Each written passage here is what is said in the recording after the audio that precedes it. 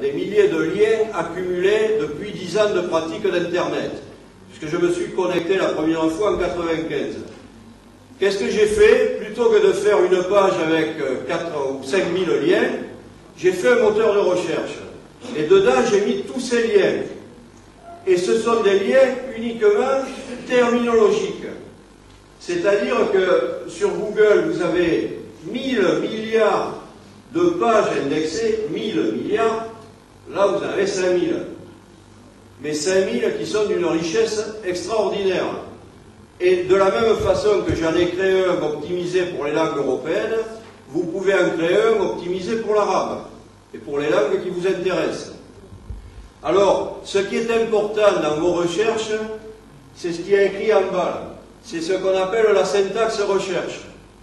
C'est-à-dire que dans les milliers de résultats que vous sort le moteur, ça crée ce qu'on appelle un bruit, c'est-à-dire que votre résultat il est noyé dans la masse, ça crée un bruit énorme.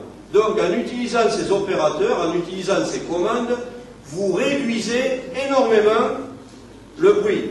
C'est-à-dire, par exemple, si vous utilisez FileType, vous allez trouver uniquement les PDF, les docs, les documents qui vous intéressent. C'est très très important d'utiliser la syntaxe. Ça se résume à ça. Hein. Il y a 10... Et c'est tout expliqué, là aussi vous trouverez le lien actif. La terminologie. Il y a toute une discussion que la terminologie, un terminologue n'est pas un traducteur. Certes. Mais dans sa pratique de tous les jours, le traducteur est amené à devenir son propre terminologue. Donc ça c'est quelque chose, vu les recherches, les ressources énormes qu'il y a en terminologie sur Internet, c'est très important de savoir comment les utiliser. Et il y a des outils pour ça. Et il y en a encore là qui sont gratuits. Donc apprendre à utiliser ces outils. Alors là, je vous donne toute une série de liens qui vont vous permettre, si vous voulez, de pratiquer la traduction sur Internet. Parce que quand vous sortez de l'université, vous n'avez pas tellement de pratique. Et tant que vous ne trouvez pas de clients, ça va vous servir à faire de la pratique. On apprend à devenir traducteur en traduisant. C'est la pratique qui compte. Donc, il faut tous les jours, vous ne savez pas quoi faire, vous créez un blog, et sur ce blog, tous les jours, vous traduisez un billet. C'est simple. Et ça va vous donner une grande visibilité.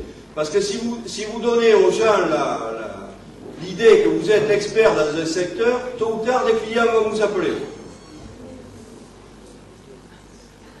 J'ai presque fini. Alors, du Web 1 au Web 2, au Web 3 et à l'informatique dans les nuages, c'est l'évolution qui est en train de passer sur Internet. Et ça, si vous voulez, c'est la partie plus spécifique à la présence Internet. Donc ça, c'est une partie qui vaut pour tout le monde, pas forcément pour les traducteurs. Mais pour acquérir la visibilité dont vous avez besoin pour être trouvé par vos clients, vous avez besoin de bâtir cette présence. Et pour bâtir cette présence, vous avez tous ces... Enfin, il y en a une infinité. Mais si vous en prenez que quelques-uns, vous pouvez avoir Flickr. Vous allez partager vos photos sur Flickr. Eh bien, vous allez avoir une page profil, et sur cette page profil, vous allez mettre des liens vers votre site, vers votre page profil sur Prose. Il faut créer cette visibilité en réseau. Évidemment, quand vous voulez démarcher les clients, il vaut mieux éviter de le faire de façon traditionnelle. Envoyer son CV par la poste, ou même envoyer son CV par mail, ça ne suffit plus. Il faut quelque chose de plus. Une agence de traduction des CV, elle en reçoit, je ne sais pas moi, 10, 20 par jour.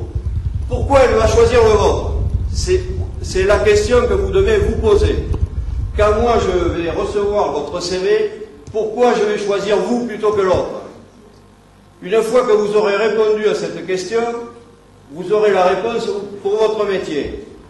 Parce que le premier contact que vous prenez avec une agence, avec un client potentiel, il est fondamental.